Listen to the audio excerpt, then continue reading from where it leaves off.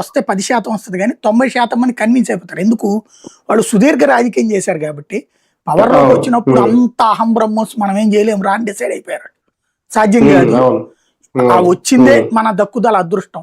ఓ దేవస్థానం బోర్డులో మెంబర్ వచ్చింది చాలు, నాకు నా వాళ్ళకి దర్శనాలు ఇప్పించుకుంటా, మంచి పూజ చేయించుకుంటా, ఇంకా మంచి పొజిషన్ రావాలని కోరుకుంటా అని వాళ్ళు కన్విన్స్ అయిపోతారు. ఎందుకు? 40 ఏళ్ల రాజకీయ జీవితం చూశారు, 42-43 ఏళ్ళు. అవకాశాలు వచ్చినప్పుడు ఏంటి, అవకాశాలు లేనప్పుడు ఏంటి అనేది వాళ్ళు చూసేశారు. బట్ జనసేన కార్యకర్త అట్లా కాదు, కొత్తగా వచ్చినటువంటి అది 14 సంవత్సరాల నుంచి ఆవురు వంటి వెయిట్ చేస్తున్నాడు.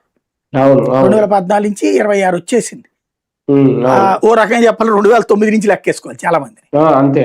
అప్పటి నుంచి నమ్ముకుంటే ఇప్పుడు వచ్చింది రాక అవకాశం అనుకుంటే, ఇప్పుడు ప్రభుత్వంలో ఇలా మాట చెల్లుబాటు కావట్లేదు.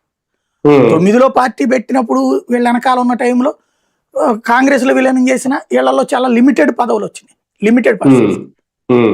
తర్వాత 14 తర్వాతన శాంతం తెలుగుదేశం అధికారంలోకి వచ్చింది, కానీ వీళ్ళకి ఏ పదవులు లేవు కదా అప్పుడు జనసేన వాళ్ళకి.